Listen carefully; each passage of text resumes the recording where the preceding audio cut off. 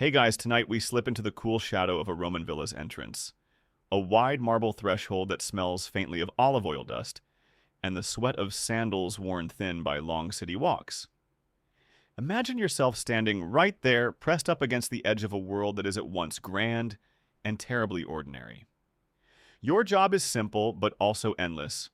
You are the Ianitor, the doorkeeper, the human hinge upon which the whole household turns. You don't march off to war, you don't ride in chariots, and you definitely don't end up in a heroic poem. You just stay here day in, day out, right on this spot. Half servant, half piece of furniture. And honestly, you probably wouldn't last a week. Your knees would ache, your patience would evaporate, and by day 3, you'd be begging for Wi-Fi. So before you get comfortable, take a moment to like the video and subscribe, but only if you genuinely enjoy what I do here. And hey, I'd love to know where you're listening from and what time it is where you are. Now dim the lights, maybe turn on a fan for that soft background hum, and let's ease into tonight's journey together.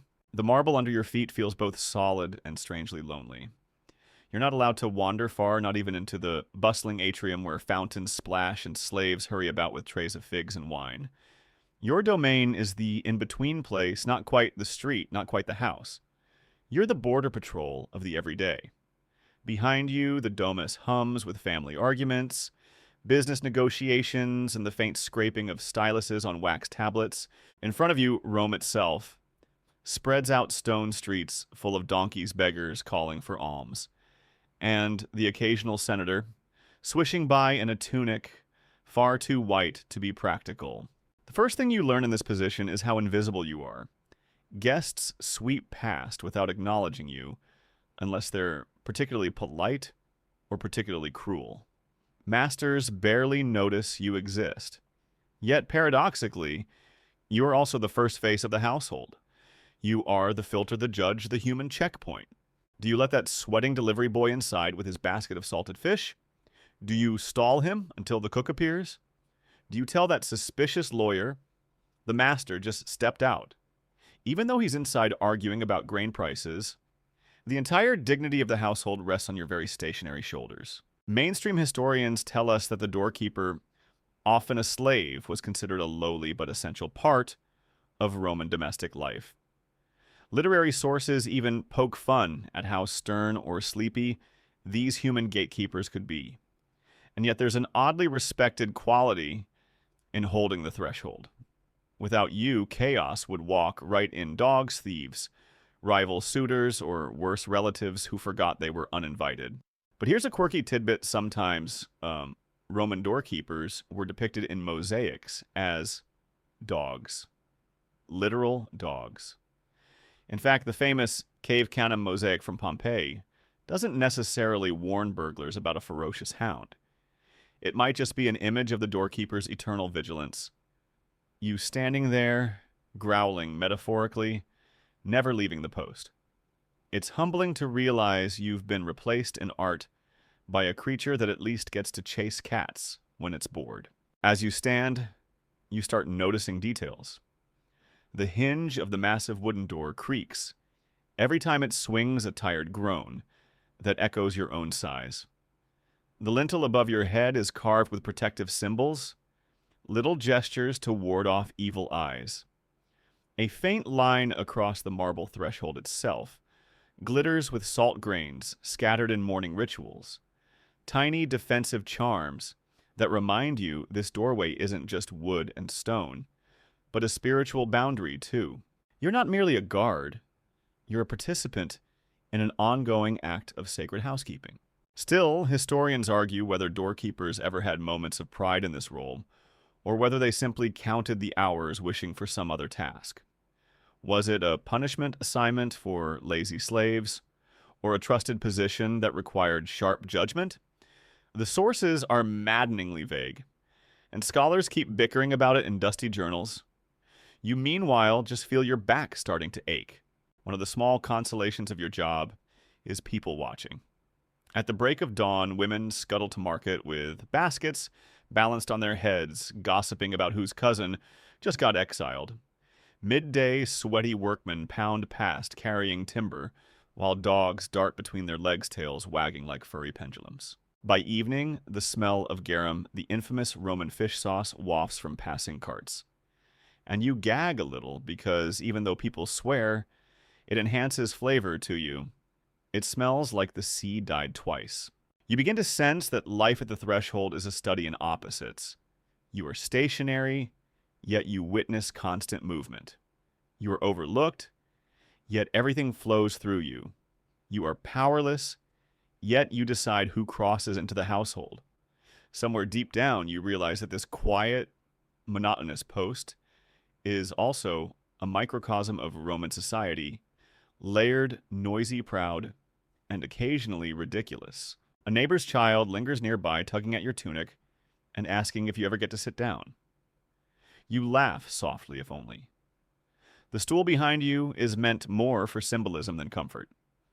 Too long on it, and you'll be scolded for neglecting your vigilance. Too long standing, and your knees complain. The cruelest irony, you are master of the door, yet you can't even master your own circulation. And so your first day, your first week, your first eternity at the threshold begins. The city hums, the household bustles, and you stay exactly where you are. Training for stillness doesn't sound like much, but in this world, it's an entire curriculum. Imagine you've just been assigned to the threshold fresh from some other household task. Maybe sweeping corridors, or carrying amphorae until your shoulders nearly popped out. Now the steward looks you up and down, decides you're steady enough, and declares, "Congratulations, you'll be standing still forever." There's no graduation ceremony, no laurel crown, just a barked instruction: don't move, don't blink too much, and don't fall asleep on duty. At first it feels absurd. How hard can stillness be? After all, anyone can stand. But try doing it for hours with nothing but the faint clink of neighbors' laundry poles and the buzz of cicadas for company. Your ankles ache, your lower back whines like a rusted hinge, and the temptation to shift weight becomes almost unbearable. You soon learn that stillness is an art form. You find the micro movements that relieve pressure, a toe flex here, a barely perceptible tilt of the hip there. To outsiders, you're motionless. To your own body, you're conducting a secret ballet. The household elders tell you that the threshold is sacred, a liminal zone. You're not just a piece of furniture, you are the guardian between chaos and order. Historians agree that Romans placed enormous emphasis on thresholds, filling them with charms, smeared pig fat, or little bronze phalluses meant to scare off misfortune. Quirky? Absolutely. You find yourself standing next to a dangling wind chime, shaped like a very exaggerated body part, and you think, fantastic, this is my coworker now. Discipline drills you further. The steward sometimes tests you by sending false visitors. A slave boy comes running, claiming to be a messenger from the forum. Do you panic and throw the doors open? If you do, you'll be cuffed on the ear. Instead, you must learn the subtle interrogations. Ask his master's name, check the seal on his wax tablet, glance at the insignia of his sandals. You don't leave the threshold, but your brain travels far in suspicion. There's also voice training. You can't bark like a soldier nor mumble like a lazy servant. Your tone must be balanced, firm enough to ward off beggars, polite enough to greet patrons. The result is a monotone drawl that could lull a baby to sleep, which conveniently is the same effect this video should be having on you. The Roman equivalent of ASMR, really endless repetition of the master, is not at home in a soothing baritone. One fact mainstream historians point out is that some doorkeepers were chained to their posts. Not as a metaphor, but literally an iron link attaching them to the wall so they couldn't wander off. Imagine working retail with a padlock around your ankle. Scholars still argue whether this was common practice or just a cruel punishment for unreliable slaves. For you, though, the implication is chilling. You may actually become part of the architecture. At least you'll never lose your spot in the lineup. The rituals of training also include learning when to ignore. Roman streets were noisy hawkers yelling about cheap dates. The fruit, not the romantic encounter, though honestly both were probably overpriced kids, shrieking in play, drunks singing off-key. If you react to every sound, you'll burn out. So you cultivate selective deafness. You let gossip slide past, like water off marble. Only when a knock strikes the door in a particular rhythm, sharp and insistent, do you jolt to full alertness. There's even a kind of mindfulness exercise. You're told to focus on the grain of the wood, the crack in the stone floor, the way light moves across the lintel. Boring completely. But after weeks of this, you start to notice details no one else sees. A faint chip in the hinge pin that might one day snap the daily shadow shift that tells you the hour without needing a sundial. You become part guard, part philosopher, meditating on creaks and drafts. And of course, the jokes come.